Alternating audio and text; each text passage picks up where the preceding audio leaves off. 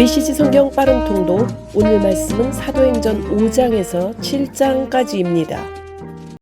5장. 아나니아와 삽비라. 그러나 아나니아라는 사람이 자기 아내 삽비라와 공모하여 땅을 판 돈의 일부를 몰래 자기 몫으로 챙겨두고는 나머지를 사도들에게 가져와 헌금했다. 베드로가 말했다. 아나니아야, 내가 어찌하여 사탄에게 넘어가 성령께 거짓말하고 땅값의 일부를 몰래 떼어 두었느냐. 그 땅은 팔기 전에도 내 것이었고 판 뒤에도 내 것이어서 그 돈을 내 마음대로 할 수 있었다. 그런데 내가 무슨 생각으로 이런 속임수를 썼느냐. 너는 사람에게 거짓말한 것이 아니라 하나님께 거짓말한 것이다. 아나니아가 그 말을 듣고는 쓰러져 죽었다. 이 소식을 들은 사람들이 모두 하나님을 두려워했다. 젊은 사람들이 곧바로 그 시체를 싸서 메고 나가서 묻었다. 3시간이 못 되어서 그의 아내가 무슨 일이 있었는지 전혀 모른 채 들어왔다. 베드로가 말했다. 너희가 땅을 팔고 받은 돈이 이것이냐? 예, 그 돈입니다. 삽비라가 말했다. 베드로가 대답했다. 너희가 공모하여 주님의 영을 대적하다니 이 무슨 일이냐? 내 남편을 묻고 온 사람들이 집 앞에 있으니 다음은 내 차례다. 그의 입에서 말이 떨어지기가 무섭게 삽비라도 쓰러져 죽었다. 젊은 사람들이 돌아와 보니 그 여자의 시체가 있었다. 그들은 시신을 메고 나가서 남편 곁에 묻었다. 이 즈음에 이 일을 들은 온 교회는 물론 모든 사람들 안에 하나님께 대한 깊은 경외심이 생겼다. 하나님을 함부로 대해서는 안 된다는 것을 알게 된 것이다. 모두가 정기적으로 모이다. 사도들이 하는 일을 통해 백성 가운데 하나님의 표적이 크게 나타나고 놀라운 일이 많이 이루어졌다. 그들은 모두 하나가 되어 솔로몬의 이름을 붙인 성전 회랑에 정기적으로 모였다. 백성이 그들을 크게 칭찬했으나 그들 모임에 합류하기를 꺼리는 사람들도 있었다. 한편 주님을 믿는 사람들은 남녀할 것 없이 도처에서 더 늘어났다. 심지어 그들은 병자들을 메고서 길거리로 나와 들것과 이부자리에 눕혀놓고는 지나가는 베드로의 그림자에라도 닿기를 바랐다. 예루살렘 인근의 여러 마을에서 사람들이 아픈 사람과 귀신 들린 사람들을 데리고 몰려나왔다. 그들 모두가 나았다. 사람보다 하나님께 순종하는 것. 대제사장과 그의 편에 선 사람들, 주로 사두개파 사람들이 이 모든 일에 단단히 화가 나서 행동에 돌입했다. 그들은 사도들을 체포해 신의 감옥에 가두었다. 그러나 밤중에 하나님의 천사가 감옥 문을 열고 그들을 이끌어냈다. 천사가 말했다. 성전으로 가서 당당히 서거라. 이 생명에 대해 말해야 할 모든 것을 사람들에게 다 전하여라. 그들은 즉시 순종하여 새벽녘에 성전으로 들어가 계속해서 가르쳤다. 한편 대제사장과 그의 동료들은 이스라엘의 최고의회를 소집한 뒤에 감옥에 사람을 보내 죄수들을 데려오게 했다. 경비대가 감옥에 가보니 그 안에는 아무도 없었다. 그들이 돌아와서 보고했다. 감옥은 철통같이 잠겨서 문마다 간수들이 지키고 있었지만 안에 들어가 보니 한 사람도 없었습니다. 성전 경비대장과 대제사장들은 당황했다. 이게 도대체 어떻게 된 일이냐? 그때 누군가가 나타나서 말했다. 감옥에 가두어 두었던 사람들이 다시 성전에서 사람들을 가르치고 있다는 것을 알고 계십니까? 경비대장이 부하들과 함께 가서 사도들을 붙잡았다. 그러나 백성이 폭동을 일으켜 대항할까 두려워서 그들을 조심스럽게 다루었다. 그들은 사도들을 데려다가 다시 최고의회 앞에 세웠다. 대제사장이 말했다. 우리가 너희에게 예수의 이름으로 가르치지 말라고 엄히 명령하지 않았더냐? 그런데 너희는 너희 가르침으로 예루살렘을 가득 채우고는 그 사람의 죽음을 기어이 우리 탓으로 돌리려 하고 있다. 베드로와 사도들이 대답했다. 사람보다 하나님께 순종하는 것이 당연합니다. 여러분이 십자가에 매달아 죽인 그 예수를 우리 조상의 하나님께서 다시 살리셨습니다. 그 하나님께서 이스라엘에게 변화된 삶과 죄의 용서의 선물을 주시려고 예수를 왕과 구주로 삼아 그분 오른편 높은 곳에 두셨습니다. 우리는 이 일의 증인들입니다. 하나님이 그분께 순종하는 이들에게 주시는 성령께서도 이 모든 일을 확증해 주십니다. 그들은 이 말을 듣고 격분하여 그 자리에서 당장 사도들을 죽이려고 했다. 그러자 최고의회 의원인 가말리엘이라는 바리새인이 자리에서 일어섰다. 하나님의 율법을 가르치는 교사로 모든 사람의 존경을 받고 있던 그는 잠시 사도들을 밖으로 내보내고 나서 이렇게 말했다. 동료 여러분, 이들을 대할 때 조심하십시오. 얼마 전 드다가 대단한 사람인 양 행세하다가 잠깐 유명해져서 400명 정도를 끌어모은 일이 있습니다. 그러나 그가 죽임을 당하자 추종자들도 흩어지고 결국 흐지부지 되고 말았습니다. 그 일이 있고 나서 얼마 후 인구조사 때에는 갈릴리 사람 유다가 나타나서 세력을 불렸으나 그 역시 용두사미로 끝났고 그를 따르던 사람들도 뿔뿔이 흩어지고 말았습니다. 그래서 하는 말입니다. 이 사람들에게서 손을 떼십시오. 그냥 내버려 두세요. 만일 이 계획이나 일이 순전히 인간에게서 난 것이라면 산산이 무너지고 말 것입니다. 하지만 하나님에게서 난 것이라면 여러분이 어떻게 해도 소용없습니다. 괜히 하나님을 대적하는 자가 되지 마십시오. 그 말이 설득력이 있었다. 그들은 사도들을 다시 불러들여 호되게 매질한 다음 예수의 이름으로 말하지 말라고 경고하여 그들을 쫓아냈다. 사도들은 예수의 이름 때문에 치욕당하는 영예를 얻은 것을 크게 기뻐하며 의회에서 나왔다. 그들은 날마다 잠시도 쉬지 않고 예수가 그리스도이심을 성전과 집에서 가르치고 전했다. 6장 하나님의 말씀이 크게 번성하다. 그때 제자들의 수가 급격하게 늘어나면서 그리스 말을 하는 신자들이 히브리 말을 하는 신자들에 대해 섭섭하게 여기는 마음이 커졌다. 매일 양식을 배급받을 때 자기네 가부들이 차별을 받고 있기 때문이었다. 그래서 12사도는 제자회의를 소집하여 제자들에게 말했다. 우리가 하나님 말씀을 전하고 가르치는 책임을 저버린 채 가난한 사람들을 돌보는 것은 옳지 못합니다. 그러니 여러분 가운데서 모두에게 신임을 얻고 성령 충만하여 분별력 있는 사람 7을 뽑으십시오. 그러면 우리는 이 일을 그들에게 맡기겠습니다. 대신에 우리는 우리가 맡은 본분인 기도하고 하나님 말씀을 전하는 일에 전념하겠습니다. 회중이 그 생각을 아주 좋게 여겼다. 그들은 다음 7사람을 뽑았다. 믿음과 성령이 충만한 사람 스데반, 빌립, 브로고로, 니가노르, 디몬, 바메나, 안디옥 출신의 개종자 니골라. 회중은 그들을 사도들에게 보였다. 사도들은 기도하고 안수하여 그들에게 이를 위임했다. 하나님의 말씀이 크게 번성했다. 예루살렘에 있는 제자들의 수가 어마어마하게 늘고 이 믿음을 따르게 된 제사장들도 많이 생겨났다.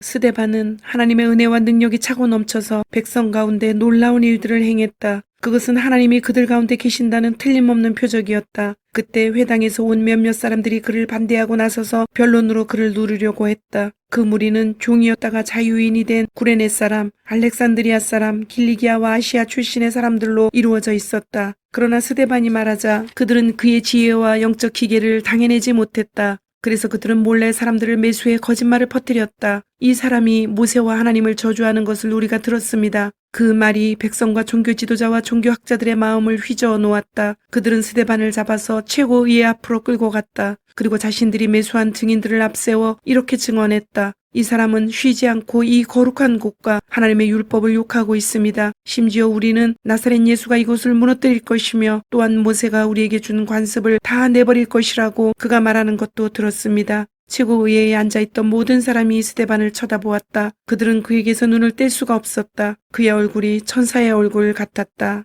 7장 성령 충만한 스데반. 그때 대제사장이 말했다. 내 자신을 변호할 말이 있느냐? 스데반이 대답했다. 친구 여러분, 아버지와 형제 여러분, 우리 조상 아브라함이 하란으로 이주하기 전 아직 메소포타미아에 있을 때 영광의 하나님이 그에게 나타나서 말씀하셨습니다. 내 고향과 가족을 떠나 내가 네게 보여줄 땅으로 가거라. 그래서 아브라함은 갈대아 사람들의 땅을 떠나 하란으로 옮겨갔습니다. 아버지가 죽은 뒤에 그는 지금 여러분이 살고 있는 이 땅으로 이주해 왔습니다. 그러나 하나님께서는 그에게 아무것도 발붙일 곳조차 주지 않으셨습니다. 그때 아브라함에게는 아들이 없었습니다. 그런데도 하나님은 후에 이 땅을 그와 그의 아들에게 주시겠다고 약속하셨습니다. 하나님은 그의 후손이 낯선 땅으로 이주하여 거기서 400년 동안 종이 되어 가혹한 대우를 받을 것을 그에게 알려주셨습니다. 그러나 하나님께서는 내가 개입해서 너희를 종을 삼은 자들을 처리하고 내 백성을 이끌어내어 이곳에서 나를 예배하게 할 것이다 하고 말씀하셨습니다. 그 후에 하나님은 아브라함과 언약을 맺으시고 할례로 그의 몸에 표를 남기셨습니다.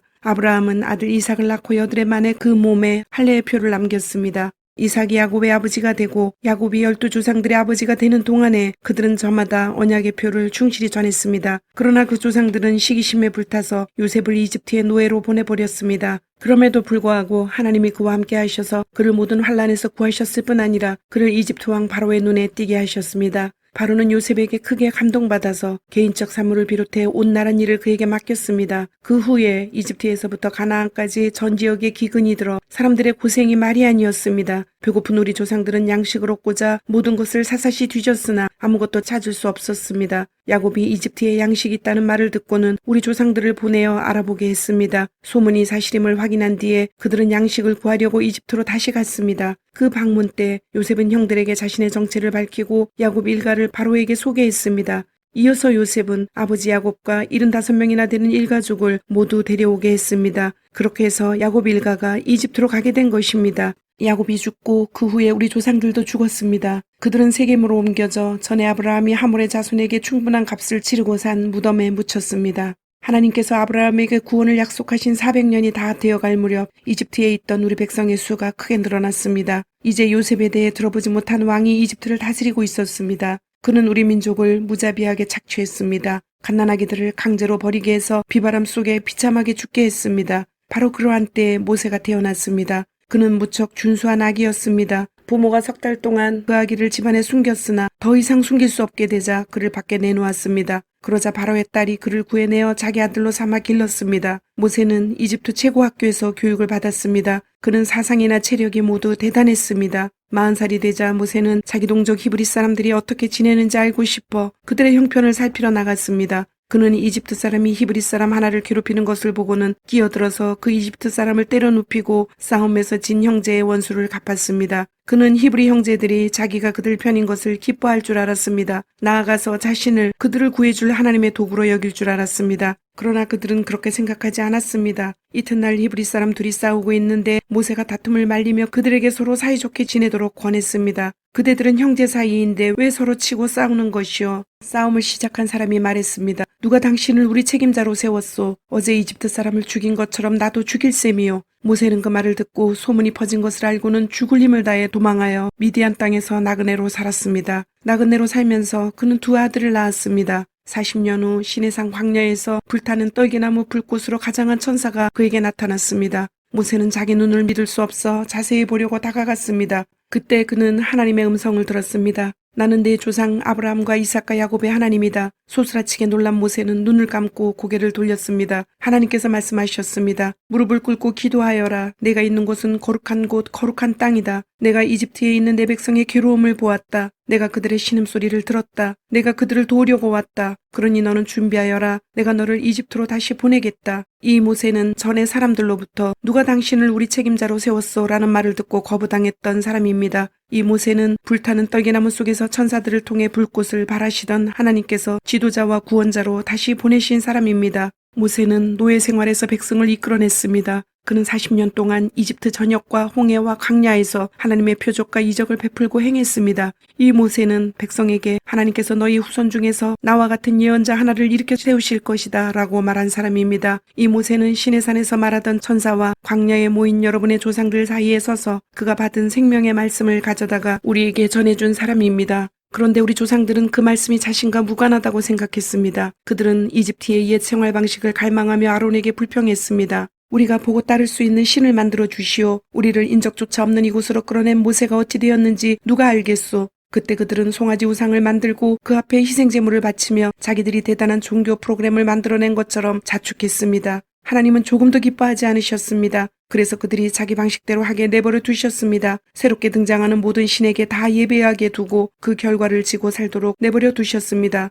예언자 아모스는 그 결과를 이렇게 묘사했습니다. 오 이스라엘아, 너희가 40년 광야 시절 동안 내게 짐승과 곡식 제물을 가져온 적이 있더냐? 전혀 없었다. 너희는 전쟁의 신 음란의 여신에게 산당을 지어주느라 힘을 다해 그들을 예배하느라 너무 바빴다. 그래서 내가 너희를 바벨론의 포로로 보낸 것이다.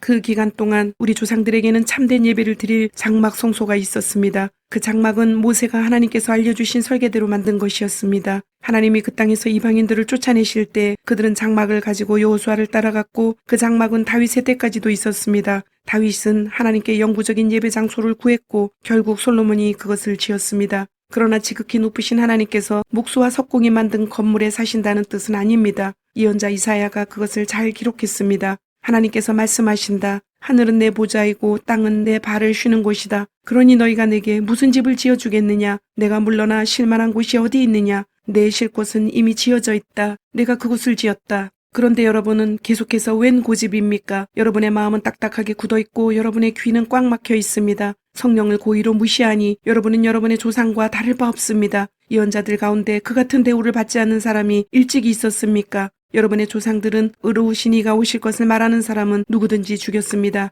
이제 여러분이 가문의 전통을 잇고 있으니 여러분은 모두 배반자이며 살인자입니다. 천사들이 선물 포장까지 해서 하나님의 율법을 전해 주었건만 여러분은 그것을 함부로 써버렸습니다. 그 말을 듣고 있던 사람들이 난폭해지더니 야유와 휘파람과 욕설을 퍼붓는 폭도로 변했다. 그러나 성령 충만한 스데반의 눈에는 그것이 보이지 않았다. 하나님밖에 보이지 않았다. 그는 모든 영광 가운데 계신 하나님과 그 곁에 서 계신 예수를 보았다. 그가 말했다. 아, 하늘이 활짝 열리고 인자가 하나님 곁에서 서 계신 것이 보입니다. 폭도의 고함과 야유가 스데반의 목소리를 삼켜버렸다. 그들은 사정없이 달려들어 그를 시내 밖으로 끌어내어서 그에게 돌을 던졌다. 주동자들이 겉옷을 벗어놓고 사울이라는 청년에게 지키게 했다. 돌이 비오듯 쏟아지는데 스데반이 기도했다. 주 예수여, 내 생명을 받아주십시오. 그런 다음 무릎을 꿇고 모두에게 들릴 만큼 큰 소리로 기도했다. 주님, 이 죄를 저들에게 돌리지 마십시오. 이것이 그의 마지막 말이었다. 그리고 그는 숨을 거두었다. 사울이 바로 그 자리에 있었다. 그는 살인자들에게 축하의 말을 건넸다.